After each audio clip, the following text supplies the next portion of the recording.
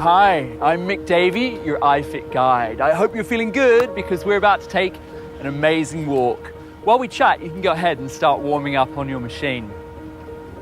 I've lived in countries all over the globe, but I settled here in Istanbul because it's unlike any other city I've ever known, with its unique mixture of cultures and rich history and incredible food. And it's the only city in the world that straddles two continents. And we're about to board a ferry from the Asian side of Istanbul here to the European side over there. And here's what we're going to encounter in this episode. We'll boat across the Bosphorus Strait,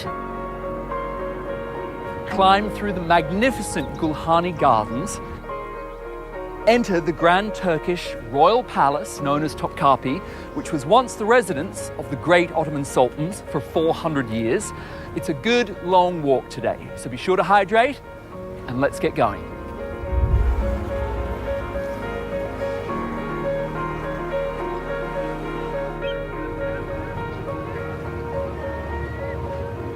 So here we are on our way across the Bosphorus Strait. As a filmmaker, I've had the enormous good fortune to have traveled all over the world, and this ferry ride that we're about to take is one of the most beautiful boat passages I've ever made. And for me, taking this short little hop across the water, it's just such a lovely way to escape the noise of the city and the 20 million people who live there. You know, for a few minutes, I feel like when I'm on the water, I'm back in nature, and that really soothes my soul.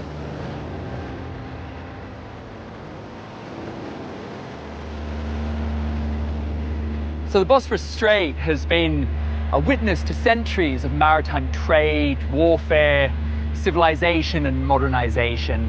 Explorers from Europe and Asia have sailed these waters in search of treasure and spices found in ancient Anatolia in that direction, which is the eastern part of Turkey.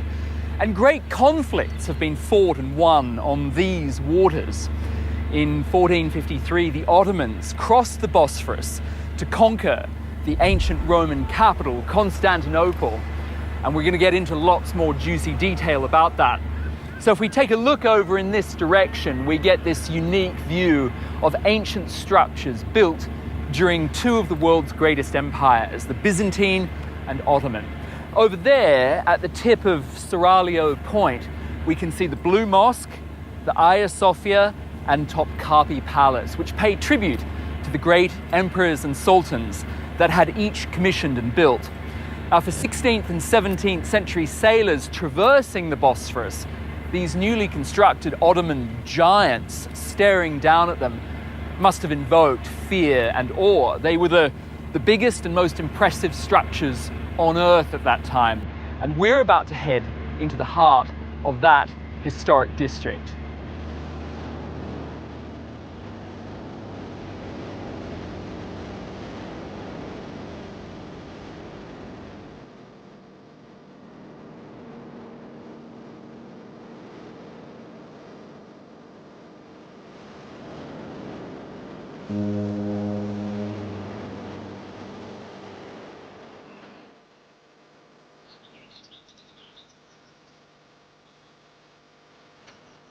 So this is the entrance to the Gulhane Gardens. Gulhane means home of the roses, which is a little odd to me given that this garden is much more famous for its tulips, as I'll explain in a minute. But first, a little bit of background. These gardens were created by the Ottoman Sultan Mehmet the Conqueror in 1453. Mehmet, as his name suggests, was a great warrior, and he led the Turks in a history-making battle against the Byzantine Empire. His army crossed the Bosphorus Strait, and after 6 months of fierce fighting, he captured the city of Constantinople, which he later renamed Istanbul. Mehmet the Conqueror was only 21 years old at the time, and like any confident young warlord, he ordered the construction of a new palace, which you can see just up here. You can see the enormous outer walls of the structure. And within those 10-foot thick walls are 4 courtyards, mosques, pavilions, and the Sultan's own private sanctuary, or harem. The palace covers more than 7 million square feet, and over the course of 4 centuries, 25 sultans have called Topkapi Palace home. And the palace treasury was said to hold barrels full of emeralds, rubies, topazes, and gold. The bounty of the Ottoman Empire lived here. But Topkapi was much more than just a home for riches and power. Sultan Mehmet intended the site to be a grand tribute to God, a palace where Allah's grace would reside.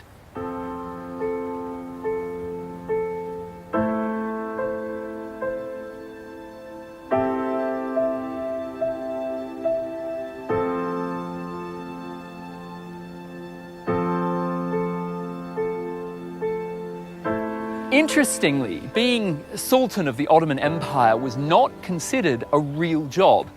Each sultan was required to have a profession. Some became jewelers, some of them became rather mediocre poets and painters, but Mehmet the Conqueror became an expert gardener.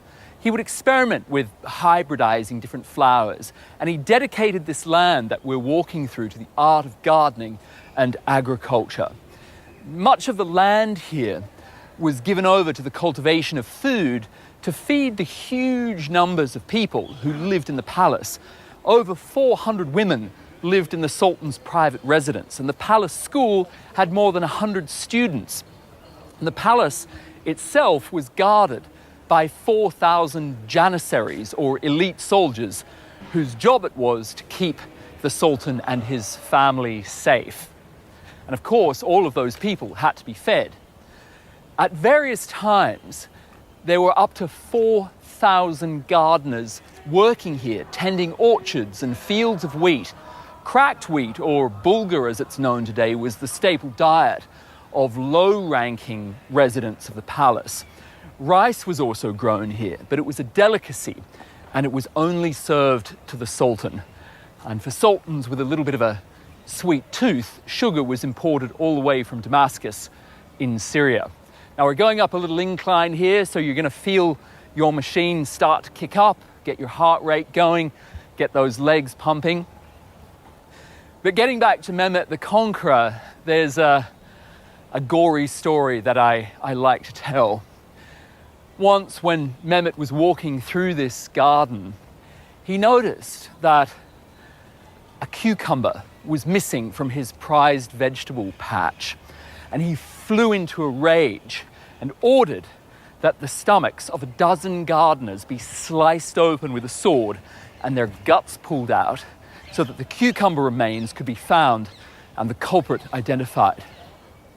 One of the really interesting things about Topkapi Palace was that other than the Sultan and his children, everyone who lived at the palace and worked in the palace was actually a slave. None was a native Turk. Girls were acquired through slave traders or given as gifts to the Sultan by nobles who were seeking favor. The boys were kidnapped or acquired from Christian states that the Ottomans had conquered and occupied. Lots of 2,000 to 3,000 children were brought to Topkapi every 3 to 4 years, and the Sultan demanded that the most intelligent boys, the top 100 boys, be stripped of their religious beliefs, their prior beliefs, and then strictly educated in Ottoman ways and indoctrinated by white eunuchs to serve as palace pages. And later, if they were clever, they would rise to much more prominent official positions. The role of Grand Vizier or Prime Minister was always occupied by one of those former slaves, a boy who'd been kidnapped from one of the occupied Ottoman lands.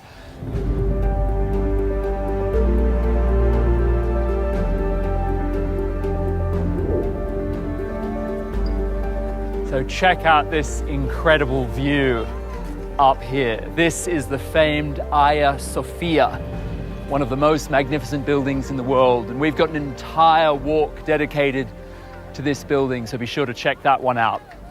But first, have a look up here at this beautiful structure. Sultan Ahmed III from the Tulip era, which was the early 1700s, built this. It's a fountain. And when you came to Istanbul in those days, you were given a little passport. And with this passport, you could get drinks and snacks, sweets and pastries, free of charge for 3 days from the little kiosks or shops that were located behind those beautiful brass grills over there. It was like a welcome gift from the city. And after that, you had to pay for your snacks and drinks. You can also see in the middle of the facade here, there's a little water tap. So water was always made available for free by the Ottomans to guests in the city. The Ottomans sort of felt that the European fountains, which were decorative in nature, were a little bit silly. They felt their public fountains should serve the people.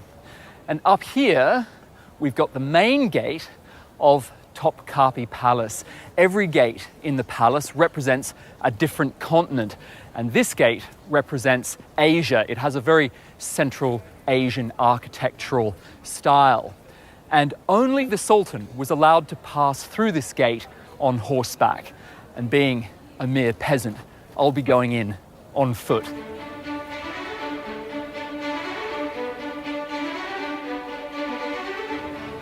So here we are inside the first courtyard of the palace.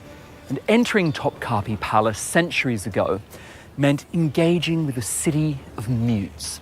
During some Ottoman reigns, only the Sultan was allowed to speak above a whisper. So the thousands of people that lived within these walls were required to work and live in complete silence. A palace sign language was developed to allow for communication without breaking the peace. And it's said that the only sounds that were heard within the palace walls were birds singing from large aviaries. And that gave Topkapi a sort of mystical sense of paradise on earth. Even today, you can see these beautiful birds flying around. You can hear the bird calls. It's really tranquil and lovely in here. It's almost as though the cacophony of the city itself beyond the walls, has disappeared and died away. So as I said, this area is called the first courtyard, and it once served as a great big parade ground for the Ottoman soldiers who were called janissaries. Janissaries wore long mustaches, and their rank was indicated by the colour of their boots. Now, I'm going to take you up to see this beautiful church up here. This is the remains of the irenei, the Church of Divine Peace.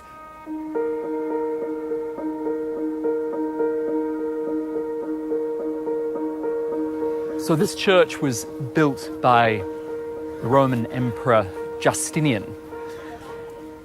And the church itself was built on top of the ruins of a Roman temple which was dedicated to the goddess Aphrodite.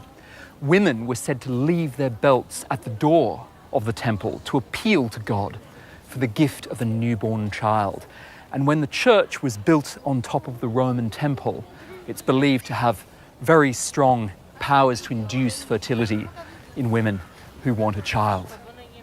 One of the lovely stories I like to tell about the first courtyard is that over in that corner up there used to be this very small building, and it was called the Kiosk of the Last Petitions.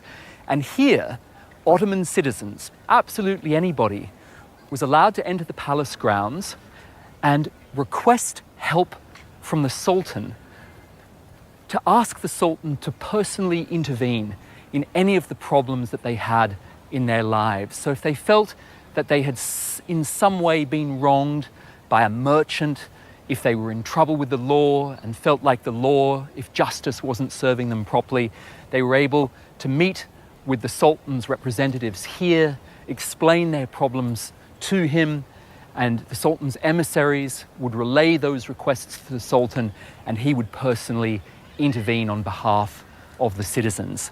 That building, unfortunately, no longer exists. Now, as I was saying, anybody from the Ottoman public was allowed into this courtyard, but you really had to have rank within the palace to get inside the next courtyard, the second courtyard. And that's where we're going to go now. Let's head up that way.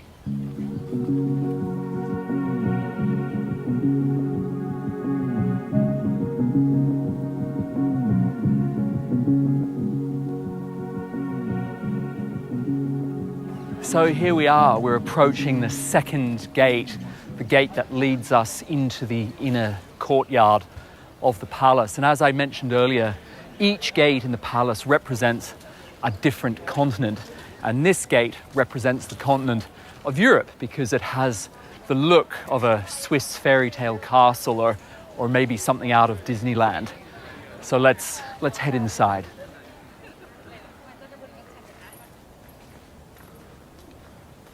So here we are in the second courtyard. One of the curious things about being an Ottoman Sultan was that they spent a lot of time being worried about being killed. Obviously, they had a lot of enemies. They conquered most of the Middle East and Europe. But it was actually their families that often posed the most danger to them. In the 1400s, for example, when the old Sultan died, word went out to the provinces, to his sons, to the crown princes, who all jumped on their horses and galloped back to the palace. And the first one to get here claimed the throne, so to speak, and became the new Sultan. That new Sultan would then have all of his brothers killed to ensure there was no rivalry or jealousy or threat to his position. There was a law that royal blood could not be spilled, so the Sultan would always have his brothers strangled to death. Obviously, that led to a lot of hard feelings and hurt feelings. And the Sultan ended up having to watch his back anyway, at least until the 1700s, when they changed the rules and you weren't allowed to murder your brothers anymore. It's a pretty gruesome lifestyle here in Topkapi Palace. We're going to make our way to one of the most fascinating parts of the palace. It's called the harem. In we go.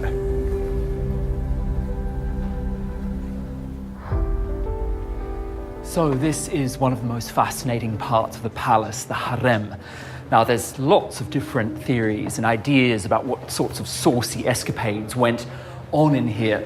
But in fact, the word harem comes from the Arabic word haram, which simply means forbidden. These were the Sultan and his family's private quarters, and very few people were ever allowed inside. These low benches, this is where food from the kitchens would be brought and placed in here, and then black eunuchs or slaves from Africa who'd been castrated would carry the food further inside, and low-ranking women would serve the high-ranking women of the court. The eunuchs were entrusted to protect the family, the women in particular, because their genitals had been removed and they were therefore incapable of the act, so to speak. At the height of the Ottoman Empire, about 800 eunuchs served in the palace. Now, just have a look at these beautiful tiles for a second. These are Iznik tiles, and you'll notice that there are splashes of red in there, and that made them utterly unique during the Ottoman times. There were no other ceramicists in the world who were able to put red dye into ceramics, and each of these tiles today is worth about $100,000 US. Now, the Sultan's family was big. In addition to the Sultan himself and his children, about 400 women lived in here. Now, not all of them slept with the Sultan. He had about 4 wives normally, and usually around 20 favorites. And whoever bore the Sultan a son went up in the household ranks. If a woman bore the Sultan a son, she was never allowed to sleep with him again. She and the boy were shipped off, and he was schooled elsewhere to be prepared for the possibility of becoming a Sultan himself. Here is the Sultan's bathroom. The Ottomans were absolutely obsessed with hygiene, and unlike the French and the English of the 16th century who washed twice a year, the Ottomans bathed 5 times a week. Come through here. The Ottoman Sultan would first lock himself behind this golden cage, because this was where he first soaped his body. He would wash his face, and with the possibility of soap or water in his eyes, he was at his most vulnerable to attack, maybe from a jealous brother or a disgruntled guard. Only once he'd rinsed himself off and made sure that he could see clearly would he come through this gate and over into this giant tub over here, and that's where he would soak and relax. The Ottomans thought that the European habit of getting into a bathtub without first washing was absolutely disgusting. Why would you choose to marinate in your own filth? Which is quite a good point. Let's head through this way.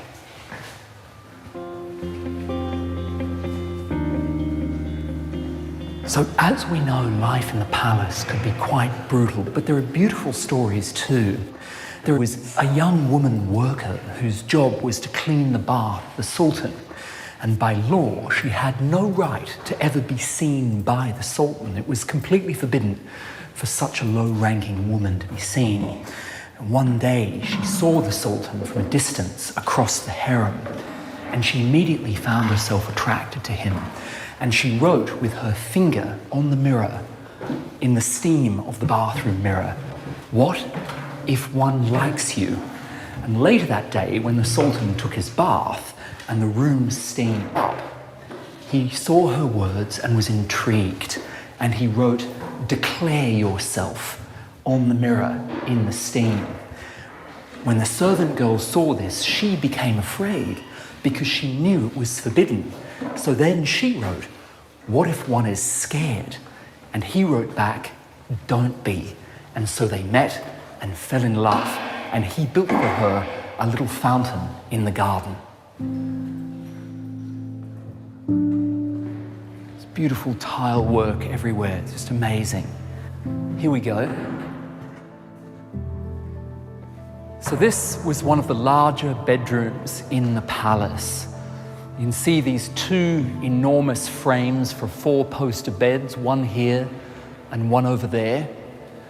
And then if you look up in the corner of this enormous dome above us, you can see these blue stones set up there in the ceiling. Those are turquoises, and from here, they look like they're the size of grapes, but in fact, that ceiling is much higher than it looks, and those stones are actually about the size of my fist. Enormous great turquoises.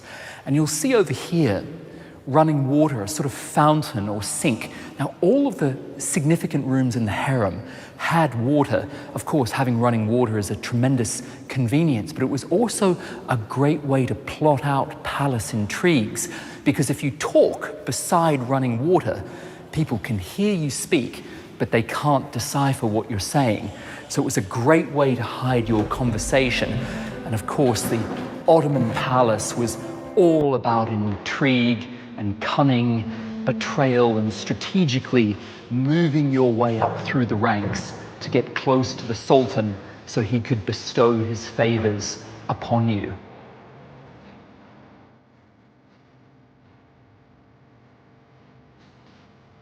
This was known as the Hallway of Gold, and on special celebratory days, the Sultan would align or arrange his family in rows along this hallway, and he would hand out gold, fistfuls of gold. And that was part of his strategy to keep them in favor. Congratulations, you've completed the walk. I hope you enjoyed yourself. It was such a pleasure for me to show you through just a few chapters of Ottoman history. And there's so much more to explore in this series. So when you get off your machine, make sure that you hydrate, stretch, and rest so you're fresh for our next walk.